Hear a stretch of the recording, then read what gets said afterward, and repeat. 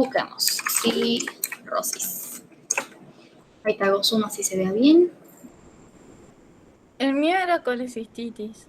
Ah, tenés razón, en el colecistitis. Mala mía. Ahí está.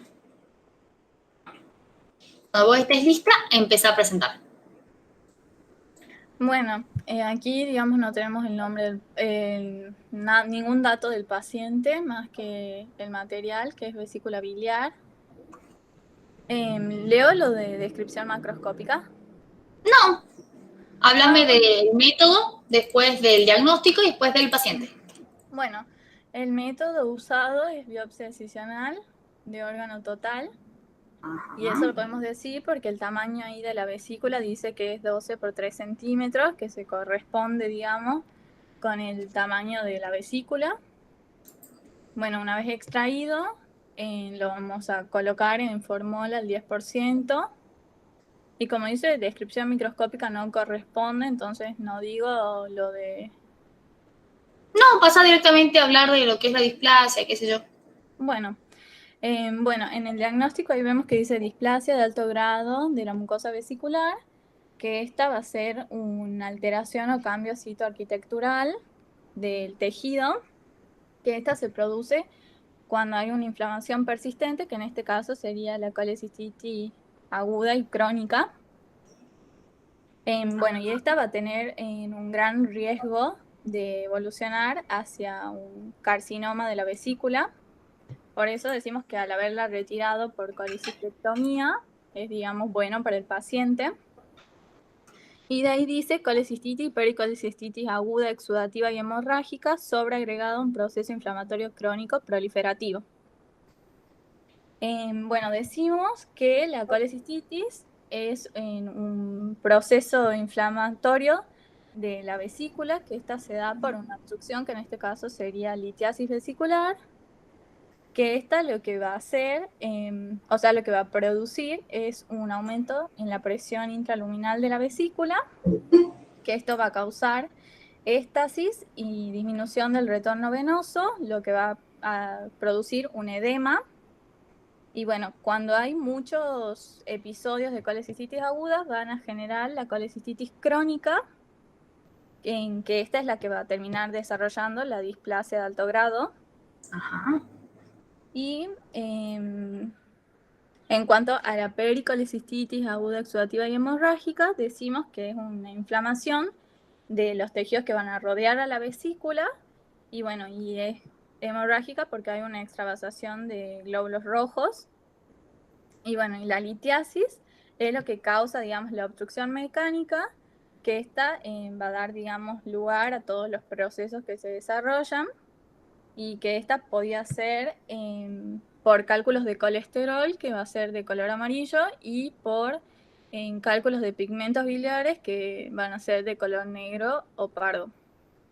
Y en cuanto al paciente, decimos que, el cuadro va a desaparecer al realizarse la colecistectomía, y es bueno para el paciente que se haya sacado la vesícula, ya que no va a desarrollar el cáncer, el carcinoma vesicular. Bien, perfecto. O sea que si tuvieses que decir eso para cáncer, ¿es una prevención primaria o secundaria? Secundaria. Perfecto, porque ya hay una lesión y vos estás evitando que siga evolucionando. Uh-huh. Perfecto. Y Bien. los cambios que va a tener que realizar en su vida va a ser, digamos, no consumir tanta grasa. Claro, tiene que hacer cambios en los hábitos dietéticos, eso está perfecto. ¿Y qué más podrías hablarme de la inflamación crónica? ¿Cómo la definirías? Es un proceso que se da cuando hay una inflamación persistente. Ajá. Y esta va a presentar muchos macrófagos, linfocitos. Bien, perfecto, va a tener ese predominio linfoplasmocitario en la infiltración. Uh-huh. Bien. ¿Y va a presentar muchos síntomas este cuadro? Uy. Y sí, porque va a Claro, ser generalmente algo... es medio doloroso, suele ser más doloroso cuando es un cuadro agudo, generalmente que Uh-huh. los procesos crónicos suelen tener escasa sintomatología, porque el cuerpo tiene tiempo de adaptarse. Y Claro, acá pero en este caso que dice que también es o sea, tiene la colicistitis aguda, en este caso sí presentaría muchos síntomas o no. Claro, a eso quería llegar justamente, que acá, porque esto siempre les marco a todos porque me parece que está medio redactado raro. Acá la colecistitis es crónica y la pericolecistitis es aguda. Pero la Ah, colecistitis en sí es este proceso inflamatorio crónico que te dice acá, sobre el cual, como tiene una exacerbación, ya sea por algún X motivo, puede ser porque tuvo una comida súper grasa ahora en Navidad, aumenta esta inflamación y genera la inflamación también de los tejidos que están rodeando la vesícula. Si es la vesícula, se inflama los tejidos que rodean, que muchas veces se refiere al peritoneo directamente. Pero lo más correcto es decir que es los tejidos que rodean la vesícula. Bien, excelente. Muy, muy bien. Chicos, ¿qué yo podríamos pensaba hacer? que era colecistitis aguda y pericolecistitis aguda. Claro, no es que está medio mal puesto, te lo acepto, digamos. Por eso yo les explico con, Bueno, así que gracias. no está mal, si vos llegás a decir que la colecistitis es aguda, ahí te van a decir, bueno, pero ¿qué es entonces el proceso crónico? Así hagamos el razonamiento de que hay un proceso crónico también. Bien, Perfecto. chicos, si tuviesen que agregarle algo a esto, ¿qué sería? Así ustedes personalmente les dicen, usted, señor alumno, tiene que agregarle algo o modificarle algo a esto. No porque le falte o porque esté mal, no aclaremos, sino porque se les pide que agreguen algo más porque sí. ¿Qué sería?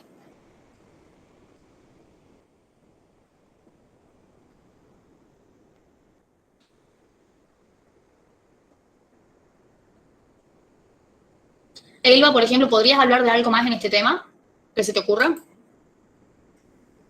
¿O decir algo diferente?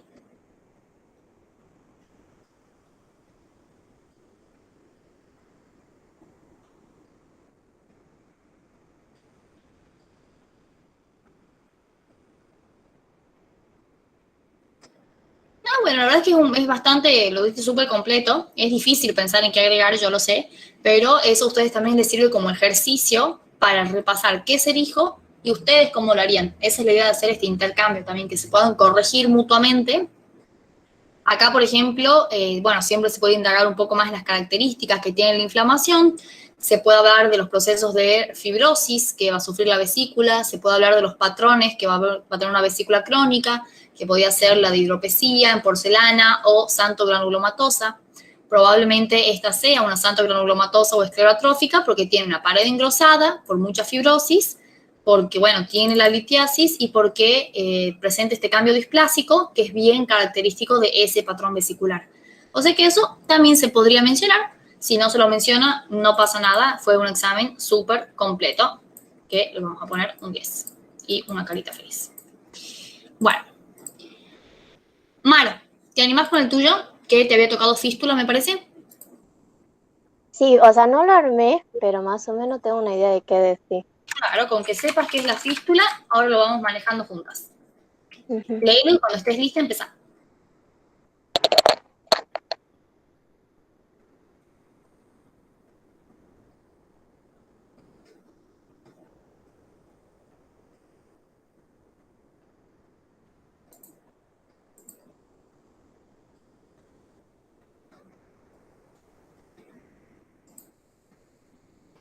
¿Cómo me bajas qué dice más en el diagnóstico? Sí, sí, perdón, ahí está.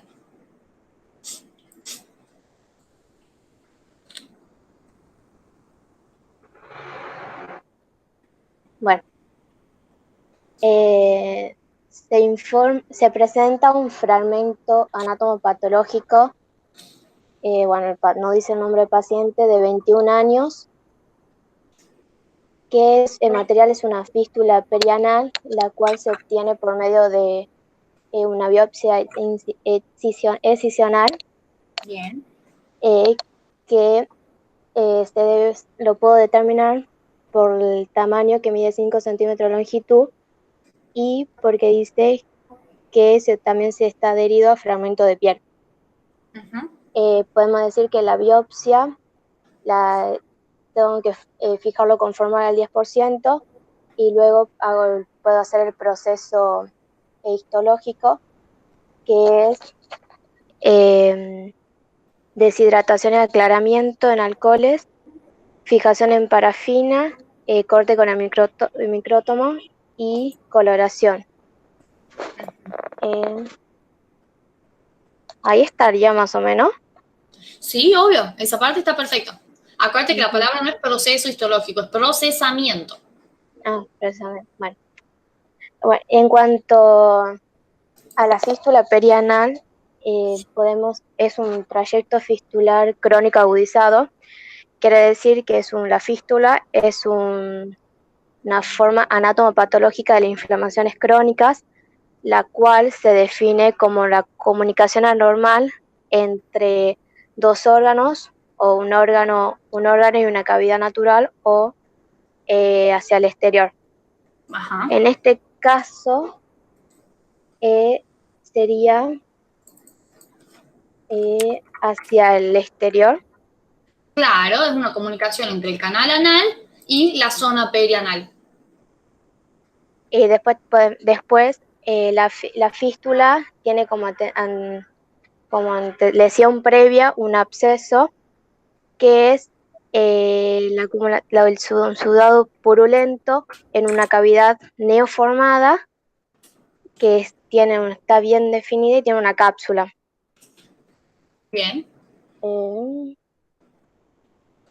Y que decimos que está agudizada porque a la microscopía podemos observar células propias de la inflamación crónica, macrófagos, fibroblastos, linfocitos, y a su vez hay actividad de inflamación aguda que podemos observar los neutrófilos. Bien, excelente.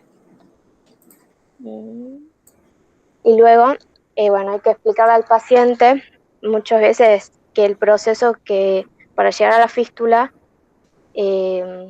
puede ser que no hizo una consulta o algo por vergüenza o algún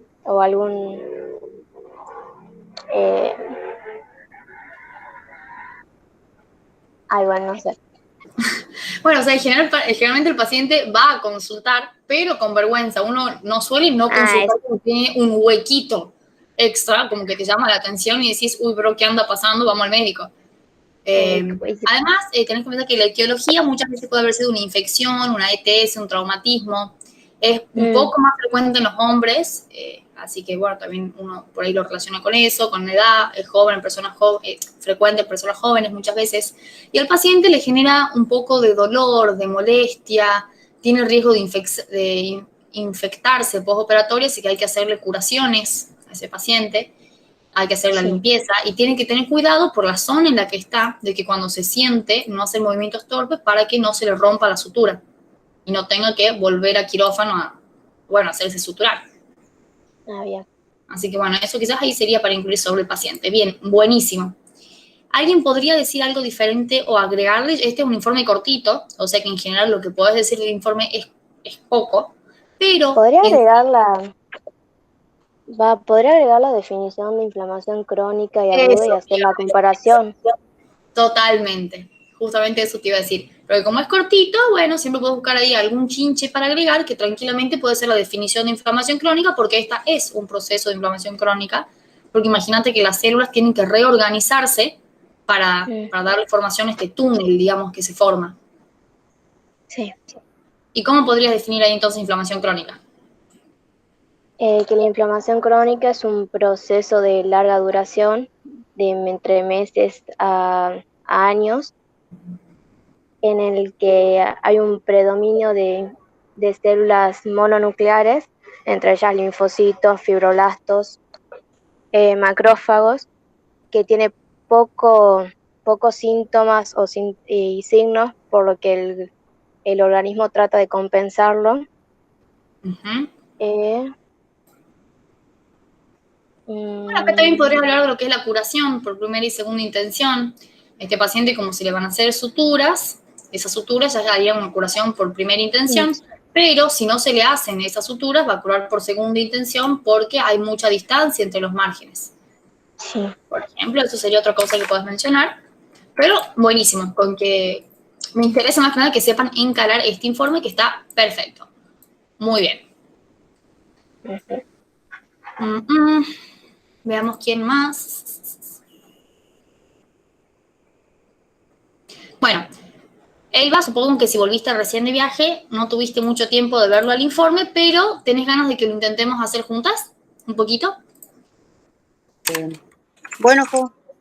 bueno, a ver qué pasa. Primero lo leemos tranqui. Este siempre me genera conflicto porque si bajo ahí, ya me tapa la edad. Si subo ahí, ya me tapa la fibrosis. Entonces hay que alejarlo y yo que soy chicasta no veo nada. Bueno, este estudio es de una biopsia hepática, paciente de 62 años, se reciben fragmentos cilindroides que miden 12 por 3 por 3 milímetros.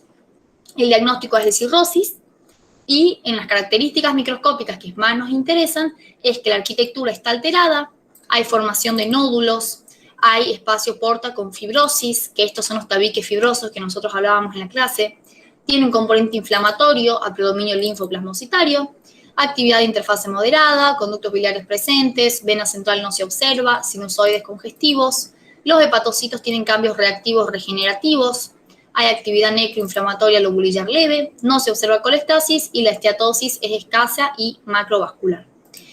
¿Qué es lo primero que tenemos que tener en cuenta acá para hablar?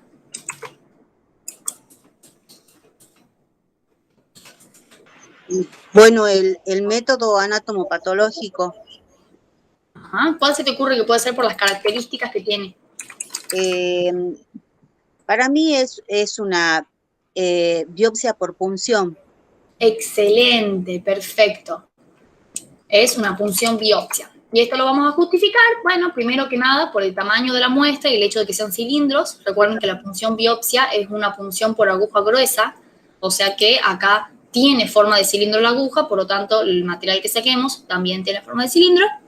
Vamos a decir además que es una patología difusa del hígado, o sea que cuando la estudiemos queremos estudiar su arquitectura y su estructura, por lo tanto, una muestra más pequeña no nos serviría, tiene que ser de al menos este tamaño para que podamos evaluar justamente lo primero que nos marca acá, que es la arquitectura alterada que tiene este proceso. Y bueno, ahí decimos que la cirrosis, ¿cómo la podemos definir? Como un proceso difuso caracterizado por la fibrosis y la conversión de la arquitectura normal en nódulos anormales parenquimatosos que indican proceso de cicatrización. Bien, perfecto. Y además suele ser el estadio final que tiene una hepatopatía crónica, o sea que esta fue la evolución de una hepatitis crónica seguramente. En la morfología, ¿se acuerdan que nosotros decíamos que teníamos tres cositas importantes para decir de la cirrosis? Una eran los nódulos, que están acá. Otra era la formación de los tabiques fibrosos, que también están acá, de hecho están allá abajito, y la alteración de la arquitectura que esto daba. Porque cuando crecían estos nódulos de regeneración, de los hepatocitos sanos formaban un nódulo, otro nódulo, otro nódulo, que a su vez son limitados porque hay tabiques fibrosos creciendo. Entonces, se forman estos tabiques que son procesos de reparación sostenida que está sufriendo el hígado. Tabiques, ¿dónde más podemos dibujar un tabique? Aquí otro tabique, tabique. Hay mucha formación de este tipo. Por lo tanto, en la morfología del hígado, macroscópicamente, nosotros no vemos esto, sino que vemos esto. Y todo eso es una formación que, bueno, nosotros le llamamos arquitectura alterada, justamente por estas formaciones que tenemos acá. Y estos nódulos a su vez van a ser anómalos porque si bien son del proceso mitótico regenerativo que tienen los hepatocitos, son limitados por esta fibrosis. Entonces eso se puede explicar un poquito, como a ustedes les resulte más cómodo. Y bueno, ¿qué palabritas acá son importantes? Definir la fibrosis o definir la fibrosis más que nada como un proceso de la reparación sostenida que tiene, porque acá no nos olvidemos que en los procesos de inflamación crónica suceden simultáneamente la acción de la noxa más la inflamación crónica que busca diluir, destruir o aislar la noxa y además produce simultáneamente la reparación. Entonces, mientras la noxa está atacando, el cuerpo se está defendiendo de la noxa y además está haciendo la secreción de fibrosis para reparar los defectos que va dejando la necrosis producida por la noxa, que decíamos que era como ponerle cemento muchas veces y formar una cicatriz. Entonces, nosotros acá nos tenemos que plantear cuál es la etiología de la cirrosis y eso constituye en parte lo que nosotros hablamos del punto 3. O sea, es como un punto intermedio entre 2 y 3, hablar. ¿De qué etiología? ¿Te acordás que tenía la cirrosis? Había dos principales.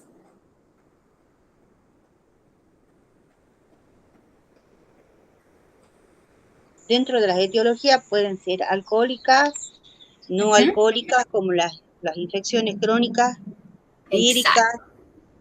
Perfecto. La principal que uno asocia a la cirrosis, pero porque la realidad es que somos una sociedad medio estigmatizada, es los alcoholes. Y otra principal es la presencia de una infección vírica, principalmente del virus de la hepatitis C, que es, bueno, el que tiene, de todas las infecciones que hay del virus de la hepatitis C, el 90% tienden a cronificar. Entonces, acá yo les voy a mostrar un par de datos que tiene que, la verdad que a mí me tardó reconocerlos, así que si no los reconocen no pasa nada. Pero es tan lindo para que ustedes, si es que los puedan mencionar, porque ¿qué es lo que pasa acá? Nosotros nos dice que el infiltrado que tiene es a predominio linfocitario y que tiene escasos eosinófilos y la esteatosis es escasa.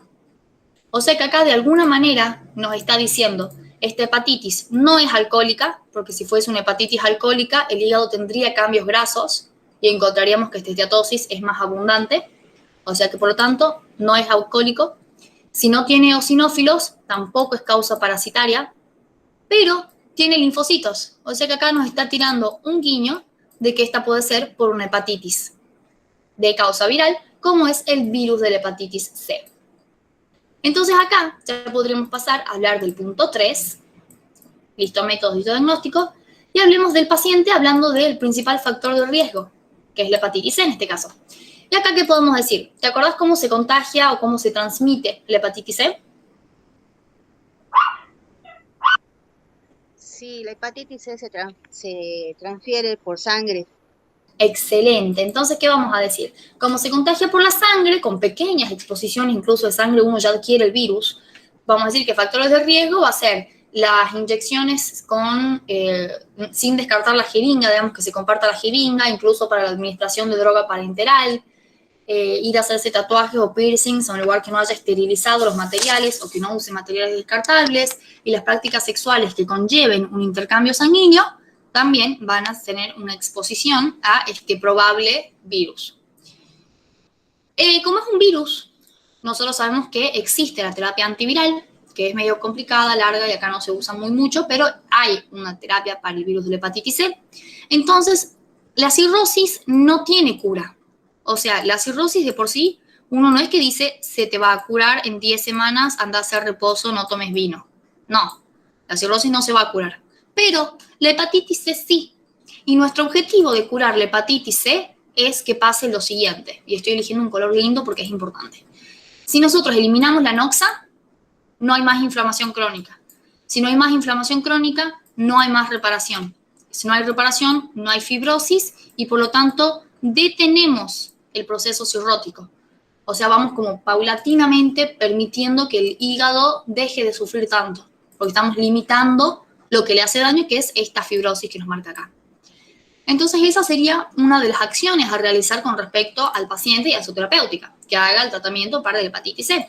Además, es un paciente que no puede tomar más vino, más birra, no puede consumir alcohol en general, prohibido. Tiene que revisar sus fármacos que esté tomando, porque de fármacos saben que la gran mayoría de los fármacos tienen un metabolismo hepático, o sea que cuando el fármaco se ingiere y pasa por el hígado tiene que esforzarse en hacer el primer paso y el metabolismo posistémico. Por lo tanto, si ya tiene 62 años, puede ser que ya esté tomando algo para la hipertensión, para un anticoagulante, antiplaquetario. Puede ser que esté tomando algo, tendría que ir al médico a, como les digo, hacer esta revisión de los medicamentos e intentar llevar una vida sana, una buena alimentación, con siempre buscar acá que tenga un grupo de soporte, de apoyo. Si no es la familia, que vaya a un grupo de soporte, porque el hecho de que a uno le digan que tiene una enfermedad que no se cura es bastante fuerte a nivel psicológico, porque es una enfermedad que es progresiva y que puede evolucionar a enfermedades peores. Por eso es tan importante que el paciente logre una adhesión al tratamiento, que cumpla con esto y que, bueno, que tenga este sistema de apoyo para poder sobrellevarlo de una mejor manera. Eso sería algo importante para marcar en este tercer punto. Y, bueno, finalmente, si es que quieren, pueden mencionar también que, como acá tenemos un cambio displásico, de que es sinónimo de esta arquitectura alterada, entonces estamos diciendo que de alguna manera el paciente tiene displasia del hígado. Por lo tanto, esto podría constituir un factor de riesgo para que se convierta en un cáncer. Cáncer hepatocelular. Claro, un carcinoma hepático podría transformarse. Pero también sabemos que la principal causa de muerte del que tiene cirrosis es que evolucione a una encefalopatía hepática, que ya conlleva muchísimos cambios y alteraciones neurológicas que lo mata al paciente en bastante poco tiempo, o una hipertensión portal. Entonces, esta edad y esta cirrosis son factores de riesgo para este cáncer, así que también se podría hablar de eso si es que ustedes quieren conectar ahí con el tema cáncer y decir que esto podría evolucionar a una lesión maligna, es decir, que se vuelve un crecimiento patológico, autónomo e irreversible, que librado de su evolución natural es incompatible con la vida y que, bueno, tiene características como el hecho de tener bordes infiltrantes, necrosis, hemorragia, crecimiento rápido e infiltrativo, capacidad de metastatizar, es decir, de generar focos secundarios a partir de un foco primario. Entonces son cositas que ustedes quizás ahí podrían enganchar con cáncer si es que ven que es oportuno, pertinente y que vale la pena decirlo y va a quedar bien. Bien, buenísimo, Elba, sin haberlo preparado, siempre muy bien lo tuyo. La verdad que sabes muchísimo, se nota un montón. Bueno. Gracias, Flor. Es que sí. Bueno. Emiliano no se conectó, así que bueno, pues no le voy a preguntar a Emiliano, claramente.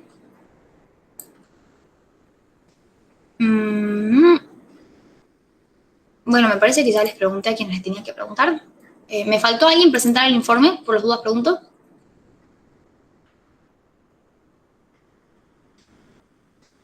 No, ¿verdad? Porque Flor no podía ahora. Bueno. Entonces empecemos con cánceres y acá de nuevo me van a ayudar así lo vayamos haciendo juntas. Por elección, Flavia, ¿qué cáncer te gusta más? ¿Podemos ver el de piel? Sí, por supuesto. Con todo gusto. Uy, denme un minuto que justo me llaman. Solo atenderé para decir que estoy ocupada.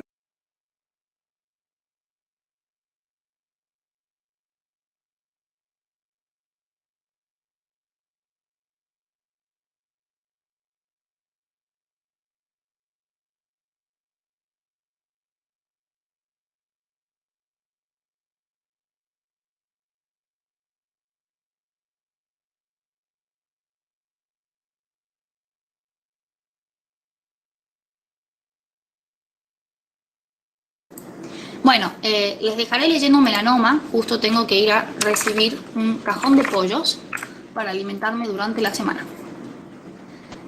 Les dejo leyendo. Ya vuelvo en un minutito. Dale, Jo. Flavia, ten en cuenta que vos vas a presentar, así que prepáralo y chicos, preparen para juzgarse y para decirle qué le faltó y qué le cambiarían.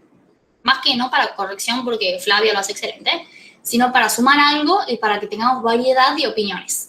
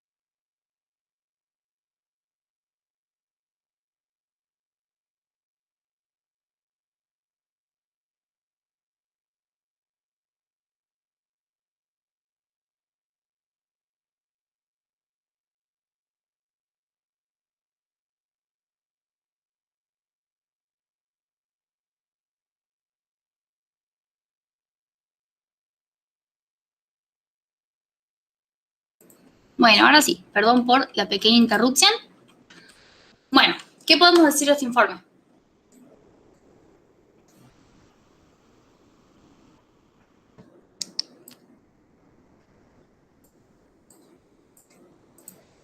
Bueno, el método va a ser incisional, porque se saca una parte de la lesión. A pesar de que acá diga biopsia excisional Ah, y Losange de piel, acuérdate que el Losange es en el que está la lesión acá en el centro y hacemos una forma de uso para llevarnos toda la lesión y nos quedan estos márgenes acá que son los márgenes de seguridad, que también los incluye por acá, márgenes y márgenes. Así que va de nuevo, biopsia excisional, ¿por qué? porque es el Losange de piel. Exactamente, qué bien. Bien, buenísimo. ¿Y de qué lesión se trata?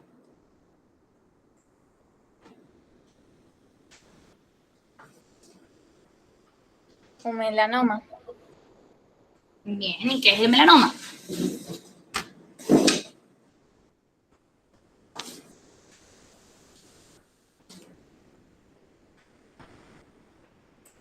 Un cáncer, una neoplasia que se da principalmente en un nevus displásico.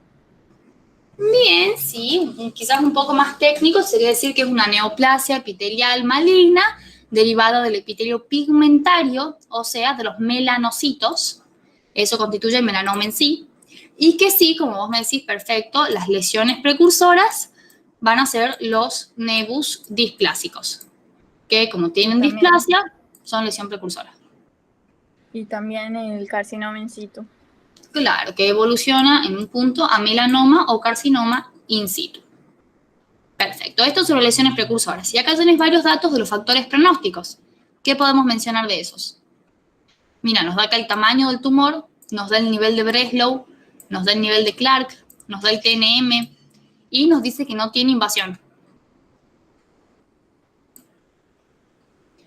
Y como era uno del epitelio plano, digamos, acá íbamos a decir que el grado de diferenciación se medía por el porcentaje de queratinización, por las figuras de mitosis atípica que encontremos, que acá nos habla, bueno, del índice mitótico en general, que es de 19 por milímetro cúbico, que es un poco acelerado. Y vamos a hablar también del pleomorfismo que encontremos nuclear y celular, ¿cierto? Con lo que era pronóstico. Y además, la estadificación que la hacíamos con TNM. T se refería al tamaño y incluía además lo que era el nivel de Clark y el nivel de Breslow. ¿Te acuerdas cuál era la diferencia entre estos dos? Que uno era, digamos, el espesor que va a tener el tumor y el otro la infiltración. Claro, y el hecho de que esté en un Breslow de 4 milímetros, que nos dice acá, quiere decir que está en un Breslow 4, más o menos. Y el nivel de Clark 4 quiere decir que está ya en la dermis reticular, o sea, ya está bastante avanzadita las características que tiene, o sea que además del índice mitótico este alto, podemos decir que el pronóstico es bastante malo. No es una lesión muy buena que digamos. Además tiene ulceración presente, que recordemos que esto era un marcador de agresividad. O sea que tiene sus complicaciones. Pero, siempre hay un pero. ¿Qué vemos acá de muy favorable para el paciente? Que tenemos los márgenes libres de lesión. Bien, se extrajo la totalidad de la lesión. Y además vemos que no hay invasión ni linfovascular ni neural. Por lo tanto, podemos pensar de momento que no se está diseminando. Bien, de momento. Cuando vemos acá el TNM que los marca, tenemos un T3B, NX, MX, o sea que a los ganglios linfáticos y a la metástasis a distancia todavía hay que estudiarla, pero en general, más allá de esta agresividad que se nota en el comportamiento biológico, nosotros podemos decir que la evolución parecería que puede ser favorable. Como que de momento eso podría ser algo a mencionar, hasta que se demuestre lo contrario con respecto acá a la metástasis o la diseminación. Con respecto a los factores predictivos, si es que se los quiere mencionar, recordemos que en melanoma Acuérdense que era el BRAF, que era un oncogen, que nos permitiría adecuar la terapéutica si es que hiciese falta hacer algo más. Y ahora ya podríamos hablar acá del punto 3, que es referido al paciente, que es esta persona de 76 años, que bueno, podemos decir que es el principal factor de riesgo para el melanoma, es la edad, y el paciente cumple con este factor de riesgo, es un paciente grande. Otros factores que interesan conocer son la radiación ultravioleta, que en otros cánceres son más importantes que en este, pero acá también juega un factor importante. Hablar de que es una persona que tenga presencia de nebus habitualmente o de formar nuevos nebus o pecas, que es una persona de tez muy blanca, que sea una persona que tenga enfermedades inflamatorias de la piel o que tiendan a curarse lento o a persistir inflamadas mucho tiempo, carcinógenos ambientales, mutaciones genéticas, también súper importante. Así que todo esto también es algo que vamos a mencionar como factor de riesgo, o sea que acá estamos hablando del... Sí. Ahí también es importante la luz UV, aunque sea en el pie de la planta. Sí, más que nada porque acá estamos hablando de generalidades de cáncer de piel. Pero también está perfecto lo que mencionas de decir, aunque en este caso estamos hablando de la planta del pie, o sea que es probable que no haya recibido mucha exposición a la radiación. Sin embargo, no pertenece al subtipo que es sin exposición. Acuérdense que los clasificábamos con exposición y sin exposición. Sin exposición eran los acrolentiginosos principalmente. Y bueno, este es un nodular. Nodular es lo que es con exposición al sol. O sea que quizás podemos pensar que es una persona que sí expuso varias veces sus plantas del pie al sol.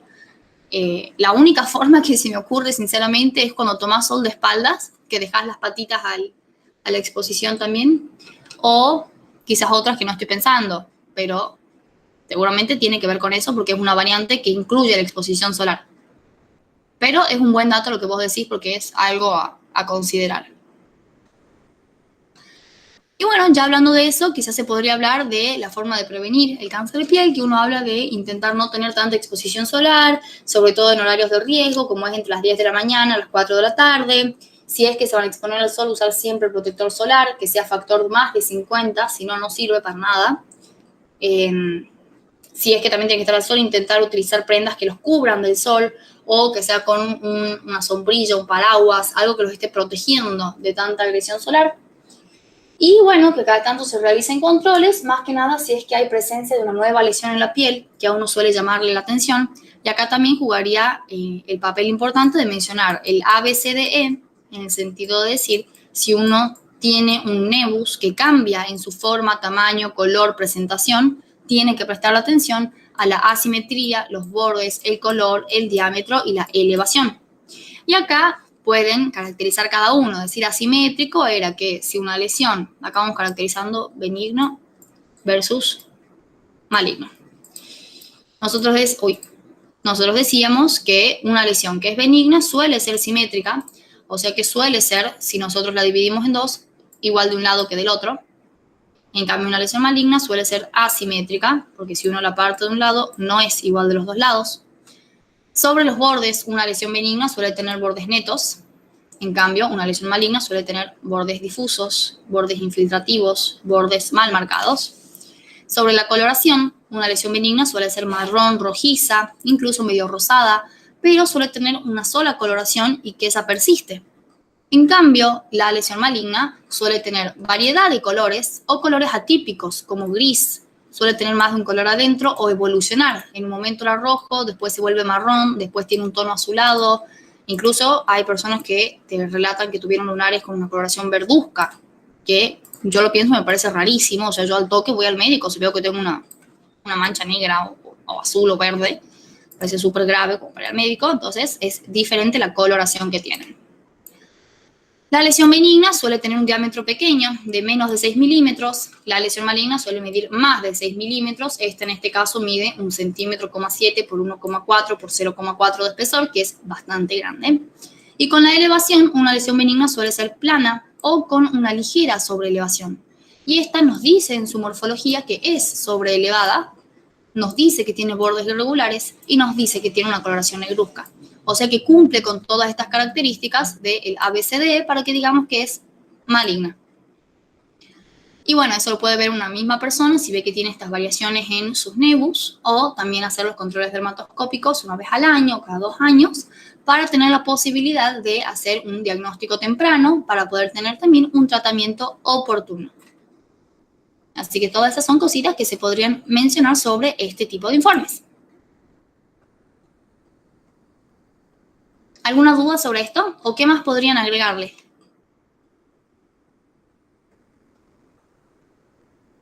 Jo, Sí. yo hubiera agregado, o sea, aparte de la definición de neoplasia, hubiera agregado que es un tipo de cáncer de piel y hubiera agregado la incidencia. Perfecto, hablar de la incidencia siempre es un buen plan. Recuerden que en Argentina se diagnostican aproximadamente, tienen aproximadamente 240 casos por cada 100.000 personas, lo que es bastante, es mucho.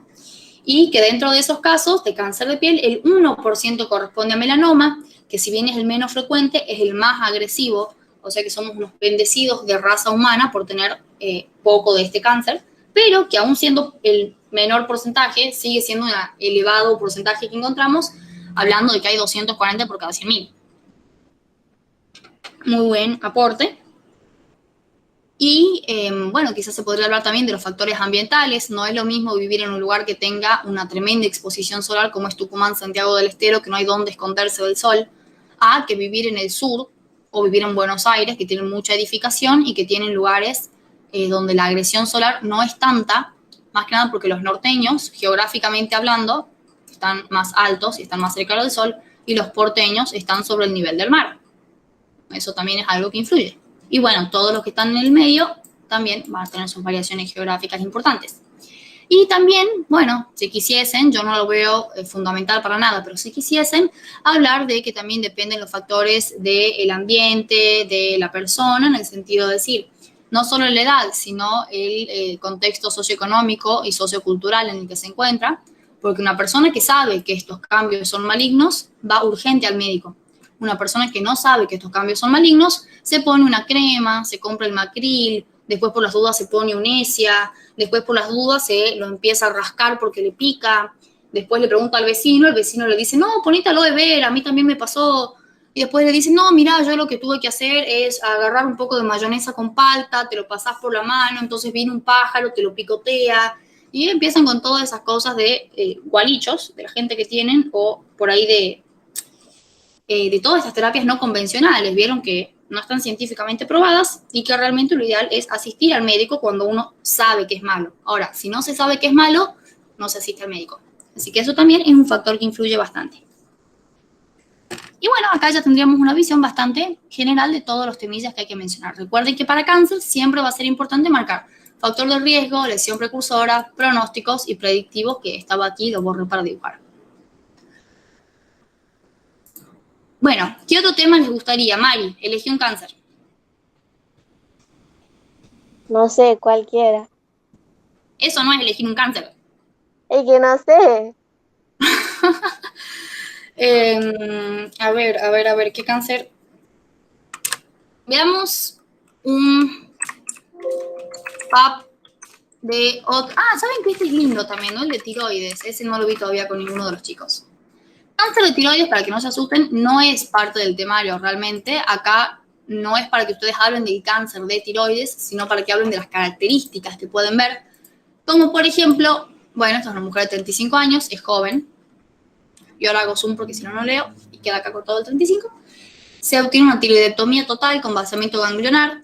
Se recibe pieza de tiroidectomía total, nos vuelve a decir que mide el lóbulo izquierdo 3,8 por 2,5 por 1 centímetro, el lóbulo derecho 4,2 por 2,5 por 0,7 centímetros y el istmo 1 por 1 por 0,3 centímetros. O sea que nos está describiendo que se sacó todo el órgano de tiroides, que recuerden que tenía esta forma de H. Entonces se sacaron los dos lóbulos y la parte del centro que era el istmo. Además se hace un vaciamiento ganglionar, o sea que los ganglios que tenía también se los drena. Y bueno, acá se identifica también un área sólida blanquecina con bordes infiltrativos, límites poco definidos, que mide 1,5 por 0,9 centímetros. El parénquima remanente carece de brillo coloide, se recibe por separado indicado como ganglio delfino, un fragmento tisular irregular que mide 0,6 por 0,4, se incluye totalmente.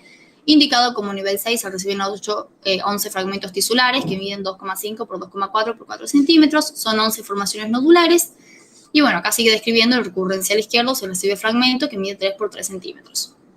Bueno, después de toda esta numeración, que la verdad que no era tan importante, podría haberlo salteado, vamos a lo que sí nos compete, que es decir, primero que nada, el método que se usó es una biopsia de órgano total, eso es importante, se saca toda la tiroides y además se sacan todos los ganglios. Esto lo sabemos por el tamaño que nos describe de cada lóbulo, además del hecho de que use la palabra tiroidectomía total y además del hecho de que se drenen los ganglios que rodean, suele estar acompañado de una biopsia de órgano total.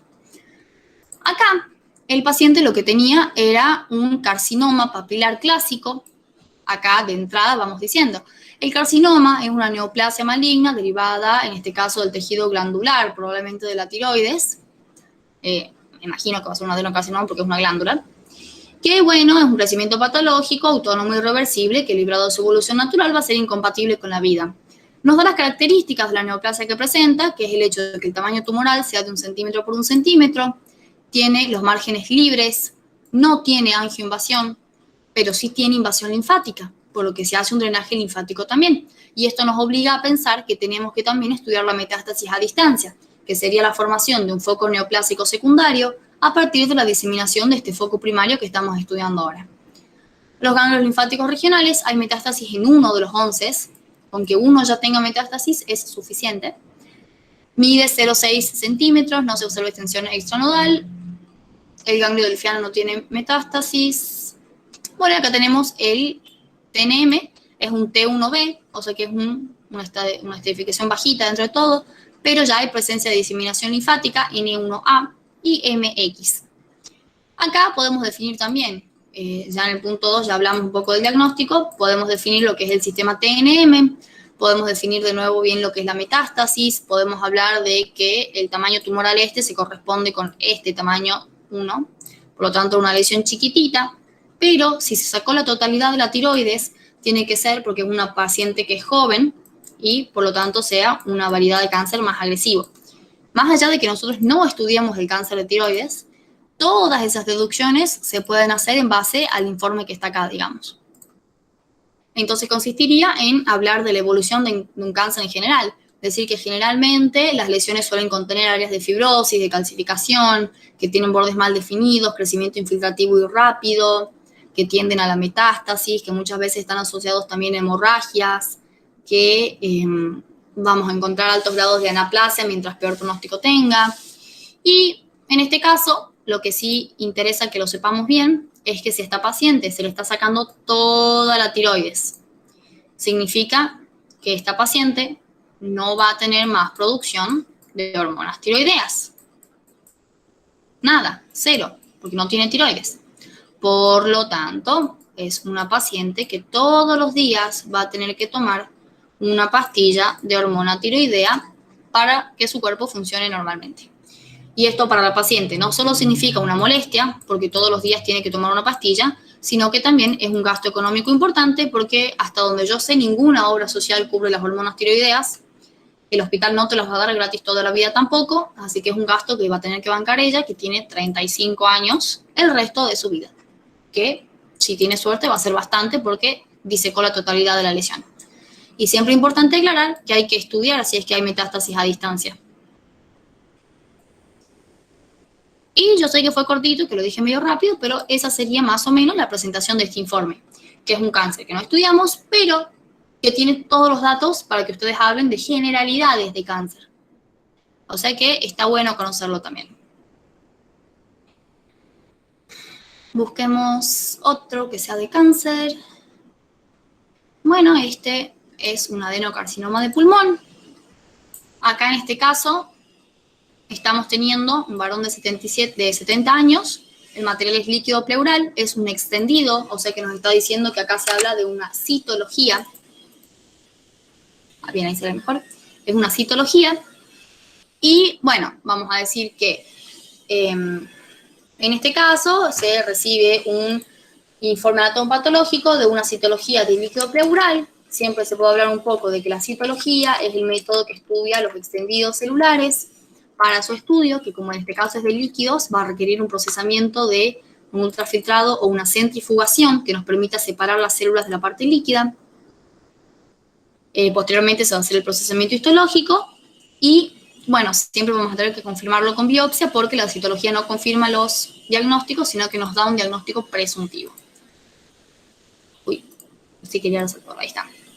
El diagnóstico es de un extendido positivo para células neoplásicas que es compatible con adenocarcinoma.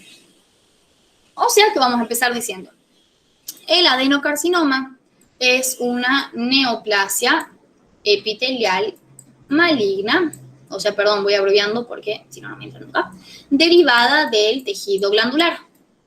Todo esto lo tenemos que decir. Y se ocupa en este lugar, en este caso se refiere al pulmón.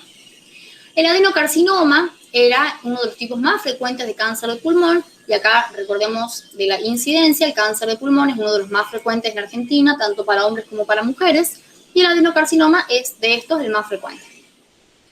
El adenocarcinoma se presenta como pequeñas lesiones en la periferia, que nos dice acá que está dispuesto en forma periférica, y que como es una neoplasia de tipo glandular, vamos a clasificarla en sus factores pronósticos según el porcentaje de glándulas, el índice mitótico, el grado de pleomorfismo nuclear, que acá nos dice que tiene un marcado pleomorfismo nuclear, nucleolos poco destacados, citoplasmas amplios, o sea que nos está hablando de que hay una pérdida de la relación núcleo-citoplasma. Estos eran criterios de malignidad. Esta lesión, como es un adenocarcinoma, nosotros sabíamos que de lesiones precursoras tenía la hiperplasia adenomatosa atípica, que evoluciona a carcinoma in situ, que evoluciona después de romper la lámina al adenocarcinoma, que es el que nos presenta acá. Con respecto a factores predictivos, sí podemos mencionar el factor EGFR y el ALK, que son el receptor del factor de crecimiento epidérmico y la proteína asociada a las quinasas, que van a favorecer un crecimiento descontrolado, acelerado, de una evasión de la apoptosis de la célula que le va a permitir diseminarse más rápido por el cuerpo y ganar peso como cáncer, digamos. En general, el diagnóstico de cáncer de pulmón conlleva, digamos, un pronóstico abrumador para el paciente, como todo diagnóstico de cáncer, pero en este caso, específicamente el de pulmón, nosotros sabemos que con respecto a incidencia / mortalidad, respecto a la incidencia, para 2010, el cáncer de pulmón era el segundo más frecuente, tanto para hombres como para mujeres. Hoy en día, para 2008, se calcula que es el cuarto. Sin embargo, con respecto a la mortalidad, sigue siendo el primero. Entonces quiere decir que le gana a todos los que están arriba para decir que es el más mortal de todos. Dentro de esta alta tasa de mortalidad, es cierto que el adenocarcinoma tiene dentro de todo una mejor evolución porque tiene un crecimiento más lento y por ahí da más tiempo de encontrarlo. Y muchas veces presenta estos factores predictivos que nos permiten adecuar la terapéutica, pero sin embargo, en general, son de mal pronóstico. Y acá siempre tenemos que aclarar que como se trata de una citología, vamos a tener que confirmarlo con una biopsia. Que la biopsia no solo confirma el diagnóstico, sino que en algunos casos va a servir de tratamiento. El cáncer de pulmón, con respecto a los factores de riesgo, es más frecuente entre personas de 50 y 70 años. Esta persona tiene 70 años, o sea que esto también es un factor de riesgo. Vamos a mencionar como principal hábito el hábito tabáquico, que puede aumentar hasta 60 veces el riesgo de padecer cáncer de pulmón. Yo sé que ustedes estudiaron que el adenocarcinoma está asociado generalmente a personas que no fuman y a mujeres.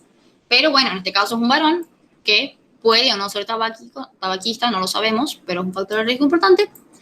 Hablar de otros factores de riesgo como la contaminación ambiental, la carga hereditaria, mutaciones genéticas y enfermedades pulmonares crónicas que también pueden estar afectando a este paciente y generando una inflamación protumoral.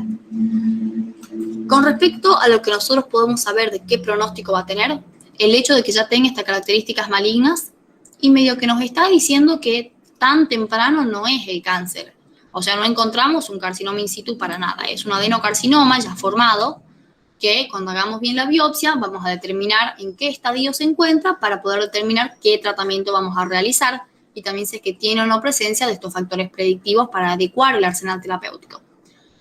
Pero bueno, en general una persona de 70 años que presente este tipo de lesiones va a necesitar un tratamiento un poco agresivo para poder llegar a una curación. Siempre hay que aclarar al paciente que fumar se tiene que olvidar. si es una persona que viva en una zona industrial o que trabaje en una zona industrial, tiene que dejar de concurrir porque es más importante su salud. Si es una persona que le hayamos hecho ya los estudios y nos dé que tiene, por ejemplo, positivo para el EGFR, bueno, esto va a ser un poco positivo porque nos va a permitir adecuar la terapéutica, eso siempre es mejor. Y bueno, en general me parece que eso es suficiente al hablar. Habría que también estudiar si es que tiene o no metástasis, y ahí se puede volver a hablar de la definición de metástasis. Y me parece que con eso ya habríamos cubierto en general lo que es parte del tema cáncer de pulmón. Acá pueden hablar o específicamente del adenocarcinoma o generalidades del cáncer de pulmón, eso ya lo dejo a su criterio. No va a cambiar mucho, digamos, si es que usan un tema o el otro. ¿Alguna duda sobre este tema? ¿O este informe en particular?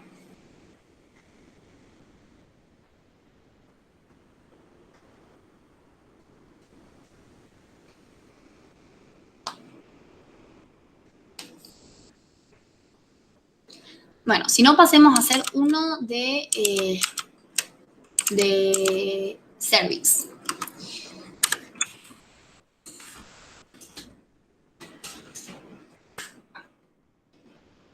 Este o el... Bueno, no, hagamos este, me parece más interesante.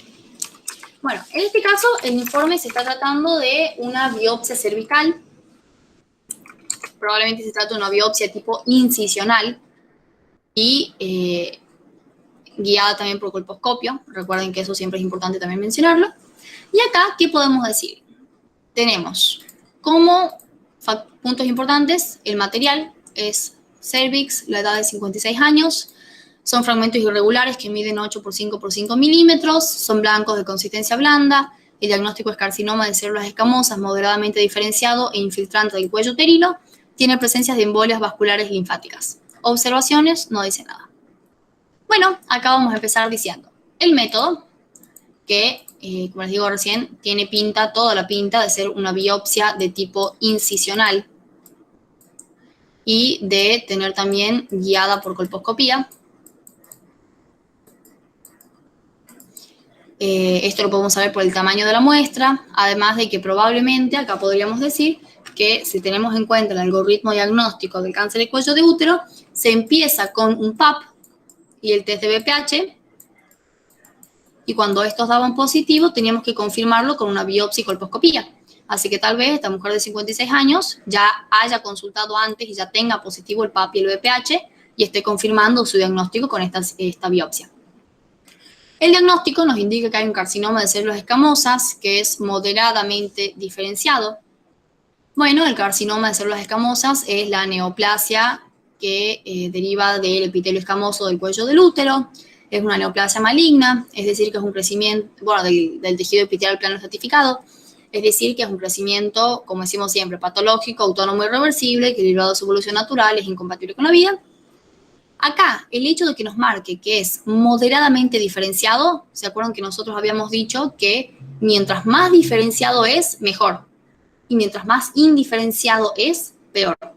O sea que acá el moderadamente diferenciado hay un punto que no es de muy buen pronóstico que digamos. Siempre moderadamente diferenciado tira para abajo el pronóstico.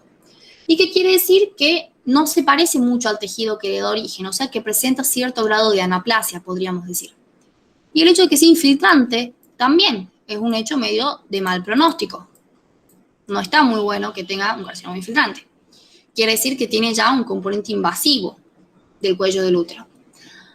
Además, nosotros vamos a ver acá que se menciona que dice que tiene ya embolias vasculares. El hecho de que tenga embolias vasculares nos está diciendo que puede estar haciendo metástasis a través de la diseminación linfática. O sea que hay que estudiar si tiene o no metástasis a distancia. Y acá, bueno, vamos a hablar pasito a pasito, o sea que es muy mal el pronóstico. Vamos a hablar. Las lesiones precursoras de este carcinoma escamoso comienzan por lesiones de tipo displásicas del cuello del útero que nosotros conocemos como SIN. Este SIN lo podemos clasificar en 1, 2 y 3. El SIN 1 es aquella displasia que ocupa el tercio inferior del epitelio y que tiene presencia de coilocitos, que son células patognomónicas del BPH, cuando obviamente esté asociado a BPH. Este puede hacer dos cosas. Generalmente, en más del 60% de los casos, revierte y hay una curación espontánea. En otro porcentaje va a evolucionar a un SIN2, en el cual ya la displasia se extiende hasta el tercio medio del epitelio y va a tener ya cierta presencia de pleomorfismo nuclear, de atipías en la mitosis, y que si sigue evolucionando, evoluciona a un SIN3, en donde ya hay más de 2/3 afectados y que lo podemos considerar un carcinoma in situ contenido dentro de su lámina, que va a tener más aumento de la displasia, del pleomorfismo, de las atipías, y este después va a evolucionar a un carcinoma microinvasor, que es cuando decíamos que mide hasta 5 por 7 milímetros, como para hacer un poco ahí de recuerdo de qué es lo que habíamos estado estudiando. Estas son las lesiones precursoras. Los factores pronósticos nosotros los vamos a clasificar como siempre en dependientes del ambiente, del paciente, del tumor. Los dependientes del paciente en este caso van a tener que ver con la edad, van a tener que ver con si es que presenta o no la infección por el VPH, y específicamente cuando hablemos del grado de diferenciación, nosotros vamos a estudiar el porcentaje de queratinización, el grado de mitosis atípicas, de pleomorfismo nuclear, y la estadificación la vamos a hacer con FIGO, no con TNM. Y FIGO nos marca en diferentes estadios dónde se encuentra la lesión. Y en este caso, bueno, no nos da la estadificación de FIGO, pero recordemos que FIGO nos ayuda también a definir la terapéutica, porque decíamos que las lesiones que en FIGO se marcan hasta el estadio E1A se pueden extraer por una biopsia escisional de conificación. En cambio, las que son a partir de E1B y hasta el estadio 3 se hacen por histerectomía o incluso un anexo de histerectomía muchas veces. Se saca todo el útero y muchas veces también trompas y ovarios, que esos serían los anexos. A partir del 3, generalmente se considera primero empezar con quimioterapia y con radioterapia, y después se va a ver si es viable o no realizar esta anexohisterectomía, porque generalmente ya está demasiado avanzado. Y esta es una paciente de 56 años, nunca nos olvidemos. O sea que acá probablemente esta lesión, si mide, por ejemplo, 4 centímetros y se encuentra en un estadio E1AB2, seguramente se le haga una remoción total del útero, que, bueno, no va a ser tan grave en el sentido de que se trata de una mujer que tiene 56 años, probablemente ya sea posmenopáusica, o sea que no afectaría su fertilidad, y significaría que, teniendo en cuenta la agresividad que nos muestra esta lesión, por el hecho de ser medio indiferenciada, infiltrante, con embolias, y capaz que sería su mejor opción, así se elimina por completo la lesión, ya sea en una histerectomía o anexohisterectomía. Bueno, acá ya podemos hablar de lo que es factores de riesgos en nuestro punto 3, en el hecho de decir que el principal factor de riesgo para el cáncer de cuello de útero es la infección por VPH, además de una inmunosupresión, hábitos tabáquicos. Pero el VPH tenemos que destacarlo porque el VPH de las cepas de alto riesgo produce casi el 70 al 80% de las lesiones de cáncer del cuello de útero. Está muy asociado a estas lesiones displásicas que presentamos antes y es un virus de transmisión sexual.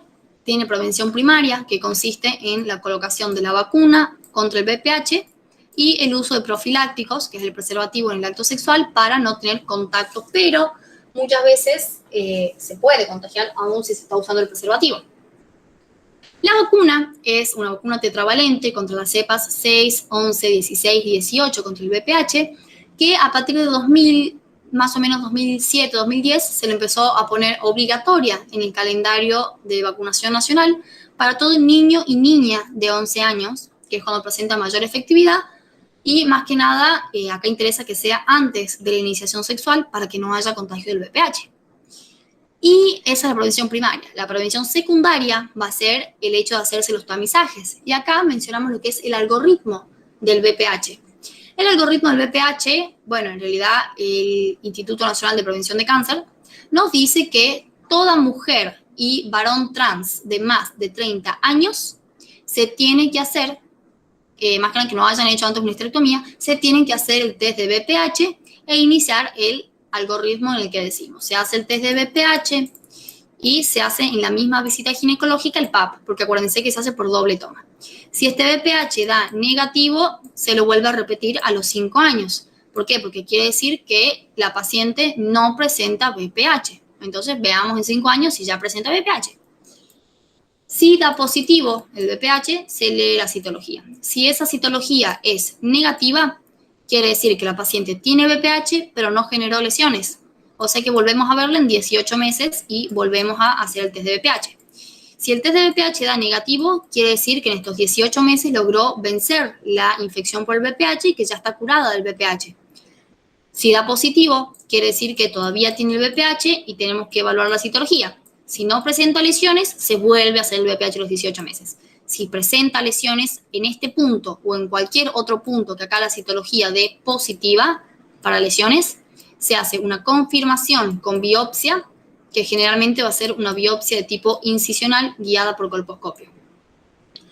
Y acá cabe aclarar que, bueno, esta biopsia se hace con la mujer en posición de litotomía, que es en esa sillita que una se acuesta con las piernas abiertas. Este sería el cuerpito, las manitos, la carita.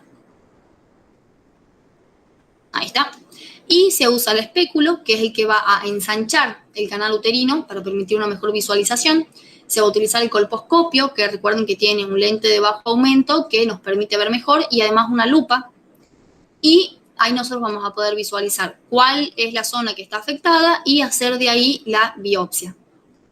Y bueno, esta biopsia nos va a permitir hacer el diagnóstico confirmatorio. Generalmente recuerden que no se hace directamente la biopsia decisional, a menos que ya estemos seguras que se está tratando de una lesión que mide hasta FIGO E1A, o sea, hasta 5×7, quiere decir hasta carcinoma microinvasor que habíamos marcado acá. Hasta aquí se la saca por conificación, de más adelante ya directamente se va a sacar el útero. Y bueno, tengan en cuenta que cuando se habla del tema de cáncer de cuello de útero hay muchísimos temas para mencionar. Acá también se podría haber mencionado, yo colgué, que si hay BPH, generalmente se resuelve por sí mismo, tiene resolución espontánea, más que nada en mujeres de menos de 30 años, pero si persiste la infección, probablemente se trata de una persona que tuvo algún inmunocompromiso, ya sea que por el acto sexual sin preservativo también tenga VIH o alguna otra enfermedad de transmisión sexual, o porque justo haya estado con una gripe que la haya estado inmunosuprimiendo, o porque justo esté tomando corticoides para la alergia, o porque justo haya recibido un trasplante hepático, o porque justo sea diabética y justo esté pasando un periodo de inmunodepresión porque no está tomando el medicamento. Por motivos varios, esta infección puede seguir avanzando, pero es un porcentaje menor. Generalmente se resuelve por sí misma. Y bueno, siempre está bueno hablar de este tema porque lo completa bastante todo el tema del algoritmo y todo el tema de la infección por el VPH y la vacuna del VPH, que es la prevención primaria. Recuerden que es la única neoplasia que se considera que tiene prevención primaria, que es esta vacuna. Y me parece que eso sería todo lo que se me ocurre ahora, al menos de momento, para decir del tema. ¿Se les ocurre algo diferente o algo que hubiesen agregado, quitado o dicho de otra manera?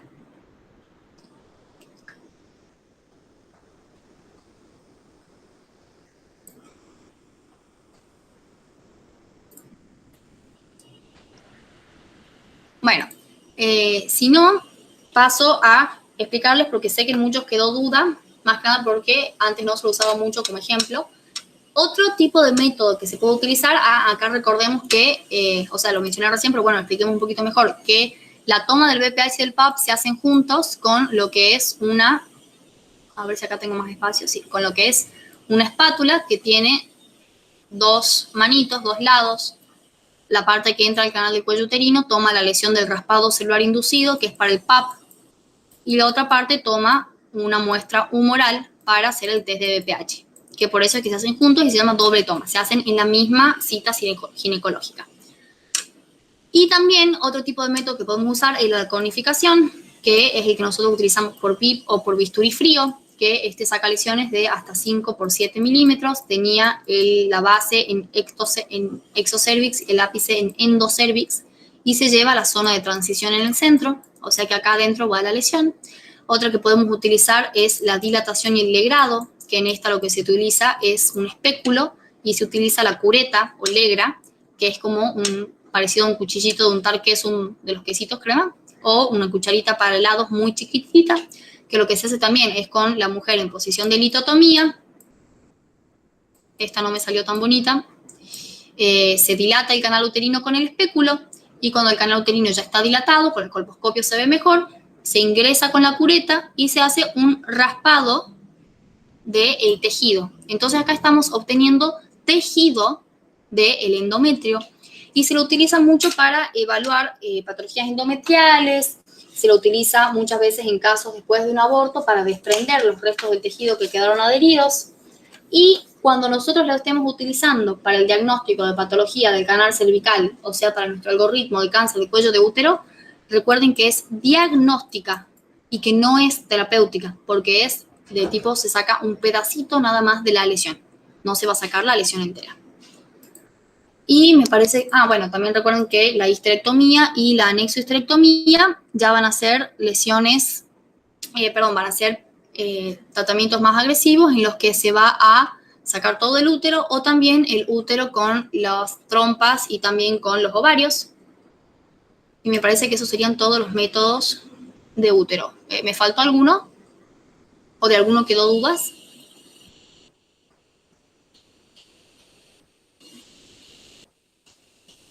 Bueno, ya que... ¿El LIP ya lo ha nombrado, José? Sí, el LIP es esta de la conificación. El LIP es el cono caliente y el bisturí es el cono frío. La diferencia es que el LIP es una asa caliente que va cauterizando a medida que se corta. O sea, si vemos en un corte axial el cuello del útero, que se ve más o menos así, viene la conificación y se corta así. Y el calentito va cauterizando para evitar sangrados y demás. Es mucho más cómodo usar el LIP. Y ya que estamos en este informe, si tuviésemos que decir qué cambia de este informe y el que vimos recién, es que este tiene un L-Sil, o sea que tiene mayores probabilidades de revertir y curar, o sea, todo bien. Y presenta un condiloma viral, que esto nos está diciendo, guiño, guiño, es una cepa de bajo riesgo. Probablemente se trate de una cepa 6 o una cepa 11, que son las productoras de este tipo de lesiones. Y que probablemente esta displasia también, o sea, que nos referíamos con el SIN1 o L-Sil, va a revertir y el condiloma va a desaparecer. Pero el virus que la transmite es el mismo.